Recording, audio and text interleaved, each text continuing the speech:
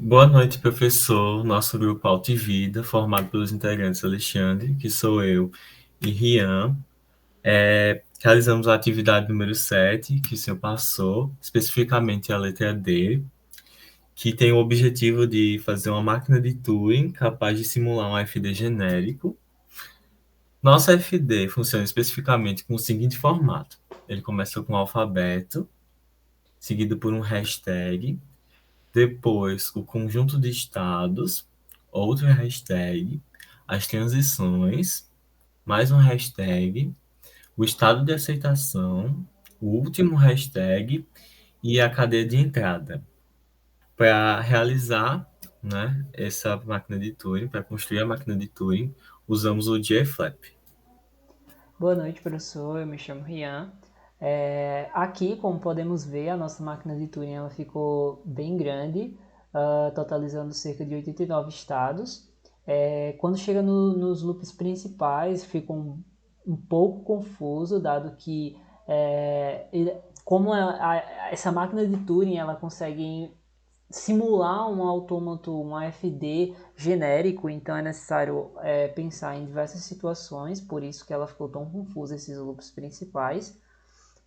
A explicação dela em mais detalhes será dada nas simulações das próximas cadeias, que nós iremos fazer a seguir.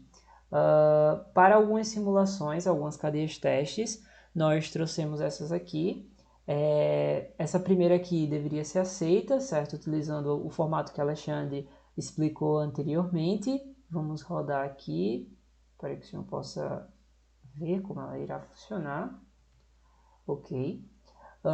Inicialmente, vamos pular o alfabeto, que a máquina de Turing ela reconhece, vai pular o conjunto de estados. Em seguida, ele, quando chega no segundo jogo da velha, ele troca esse jogo da velha por um arroba, separando o conjunto de estados das transições. Posteriormente, ele pula todas as transições, ele vai até o fim da cadeia. Quando ele encontra o primeiro símbolo em branco, ele adiciona um cifrão. Esse cifrão, o motivo de adicionar esse cifrão no final desse nosso input vai ser explicado mais adiante.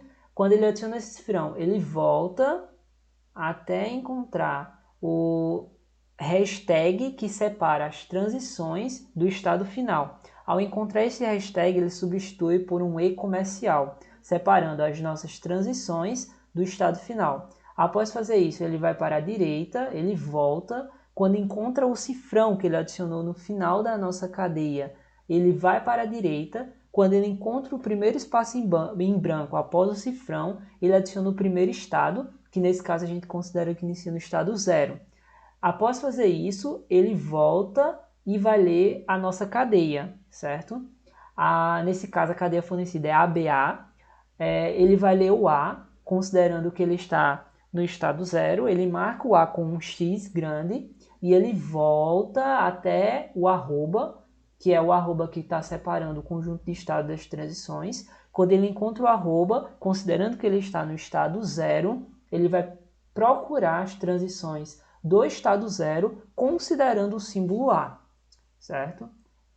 Ao encontrar, ele vai até o final do nosso input, atualiza o estado em que ele está para 1, porque nesse caso a transição 0 lendo A, ele vai para 1. Ao atualizar, ele volta para ler a nossa cadeia, que agora ele leu B, marca o B com um X grande e ele volta até o arroba para procurar pelas cadeias de 1, porque agora estamos no estado 1. Ele pula as cadeias com 0, que não é interessante para nós. E quando ele encontra a cadeia com 1, ele vai procurar pela cadeia com 1 e com o símbolo de transição B, certo? Com a transição B. Ao encontrar, ele volta até o final do nosso autômato, atualiza o estado, nesse caso agora para 3. Ele vai ler o próximo símbolo da cadeia, que agora é X, que é A, perdão. Ele marca o A com um X grande, ele volta até o arroba, procurando pelas transições do estado 3, que é o estado atual em que ele está. Procura, depois ele vai até o fim da cadeia, atualiza o estado atual, que nesse caso permaneceu no estado 3. ele volta até o cifrão para pegar o próximo símbolo da nossa cadeia. Como não tem mais símbolo, ele encontra o símbolo X, que é o que a gente estava marcando, cada símbolo lido da cadeia, ele avança para a direita. Ao avançar para a direita, ele fica em cima do cifrão que nós colocamos para separar o estado atual em que ele está da nossa cadeia. Ao encontrar o cifrão, ele volta, certo?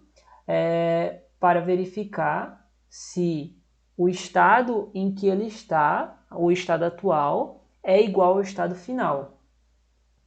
Ele verifica que o estado atual, o estado final é 3, ele agora vai até o final da nossa cadeia, verifica o estado atual, verifica que é 3 e aceita. Então, basicamente, esse é o funcionamento da nossa máquina de Turing.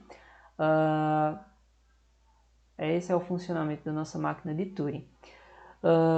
E agora nós iremos executar outras cadeias. Nesse caso aqui, essa próxima, ela deve rejeitar. Eu vou colocar numa execução mais rápida, dado que já foi explicado o funcionamento geral da máquina de Turing. Como podemos ver, essa cadeia ela foi rejeitada utilizando a nossa máquina de Turing, o nosso AFD fornecido pelo senhor. Essa próxima cadeia ela deve ser aceita. Flash run. Yes, ela foi aceita. E para mostrarmos que a nossa máquina de Turing ela aceita qualquer autômato, pelo menos a gente testou com alguns, não testamos com todos os autômatos que o senhor passou para os demais grupos. Testamos com alguns outros autômatos, como por exemplo esse aqui, que é o números pares de As. Basicamente, esse autômato números pares de As ele vai aceitar toda vez que a quantidade de As for par, certo? Então, essa cadeia aqui, esse aqui é um novo autômato, um novo AFD. Nós vamos passar no Fast Run também. E ele deve ser aceito, dado que a cadeia final ela possui 2 As, então é um número par de A, então ela deve aceitar. Eu vou executar agora aqui, ok. E novamente ele aceitou a configuração, aceitou a cadeia, certo? E dessa forma foi assim que nós fizemos a máquina de Turing, de modo que ela fique genérica. E é isso, professor. Boa noite, tchau, tchau.